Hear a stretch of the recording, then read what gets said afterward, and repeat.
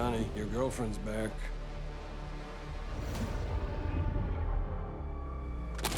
Oh, we'll fix that. Are you the protectors of this world? Yes, we are. Your planet is now marked for death. The Fantastic Four comics, based in the 60s, was a period that we decided to stage this film in. So going back to those early comics, you see which enemies and which bad guys you're going to pick and put them against. He hungers. What? Galactus is huge, you know, and one of the things we wanted to make sure that we captured was that scale. And it's very hard. I will have the child, and I will spare your world. We approached it practically, and we have a wonderful performance at the heart of it from Ralph Ineson. Ralph is such exceptional casting. Got it. I think you're right. Good. You speak to him conversationally, and he is the nicest, most welcoming man, and still his voice just kind of reverberates. Everything sort of just kind of starts to coalesce.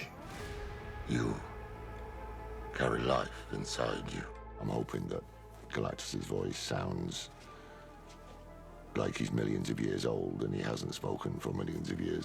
It's all about that size and trying to get your head around that as much as you possibly can. I will have the child.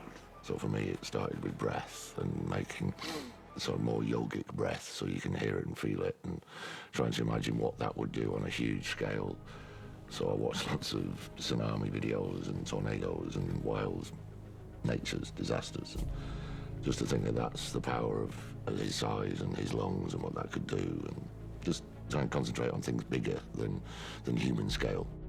He will one day carry a power that eclipses my own. Enough to destroy all there is, or ever was. And then, obviously, everything gets built around you, the suit and everything like that, which then starts to inform it. The costume is absolutely amazing. There's no two ways about it. It's the most stunning looking thing. Galactus was a massive challenge for us, not just in his size, but in the complexity of the costume. The biggest challenge was to make something on a human scale that we know is going to be blown up into an absolutely gigantic character. So every little bit of detail on him has to be minute and tiny so that when he is blown up to that huge scale, it all feels very real. He's so big and he's so detailed that when you look at him, you could almost believe that he, in himself, was a spaceship.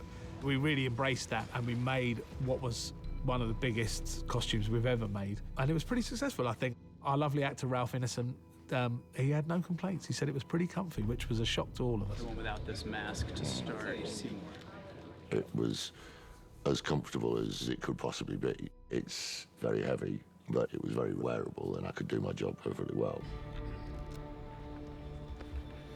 So this is where the sausage is made. With Harvey Elder, AKA the Mole Man, I didn't know how they were going to approach the character. And in actuality, the character is a lot more humanized and grounded. It was less about getting to be showy, and it was more about trying to be real.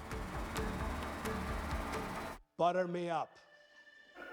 It's like, how do you ground this in reality and sort of remind people of a disgruntled educational figure growing up, or like your grouchy next door neighbor? What a grand gesture. Thanks for the big. From a costume point of view, it was great fun to work with Paul Waterhauser, who, you know, inhabits the character and really embraced the kind of idea that we were going to use real clothes and it would all be real but heightened. And we're really happy with how he turned out, actually. He looks like the Mole Man from the comic books, but he could be a real person. Form a line there, a line here.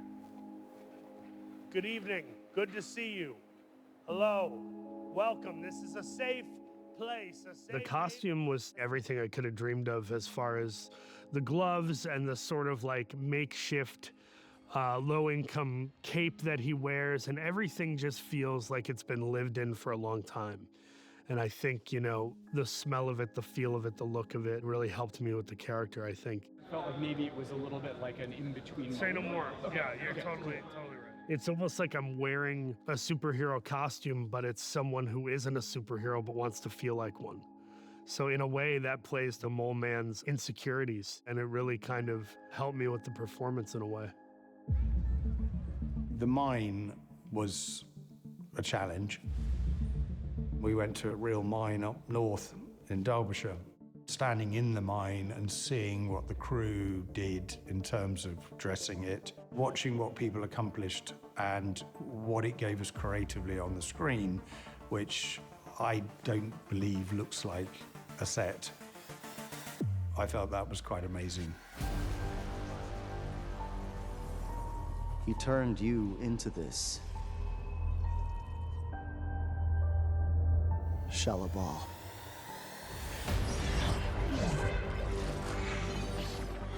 In our film, Shallabal is a Silver Surfer. Just like everybody in our cast, I was just basically looking for Swiss Army knives. You know, I was looking for people who had every tool, that they could do everything.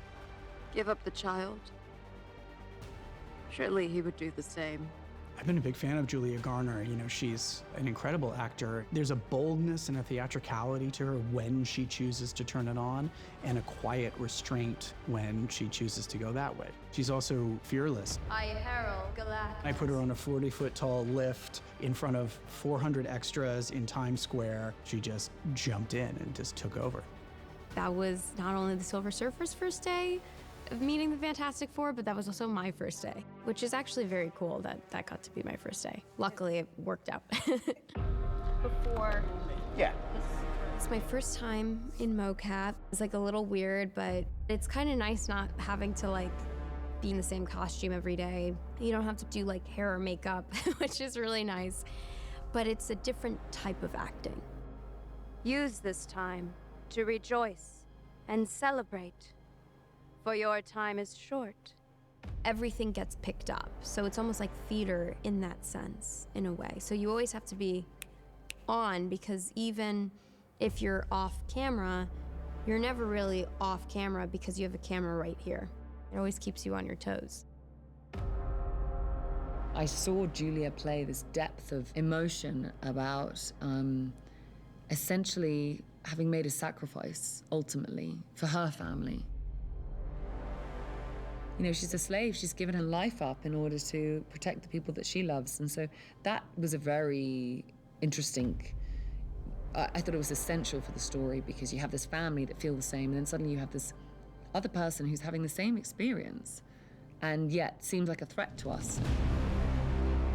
Designing a surfer is essentially designing three things. You're designing the form of the body and the face. You're designing the surface quality, meaning how reflective is it? And then you're also designing what it's reflecting. In order to do those designs, it's actually been hugely challenging and time-consuming. I think that helps justify. Matt had really strong ideas about the surfer. He really wanted it to look like old, tarnished mirrors, but just to create interesting patterns, because the character is also supposed to be ancient, and trying to make a character feel that old without feeling, you know, diseased or broken. The tarnish has gone a long way to doing that. It's been an interesting and cool process.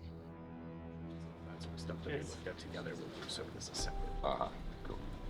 Should we try just running through one and we'll start to dial in this lighting. Absolutely. You have failed, as do all who fight.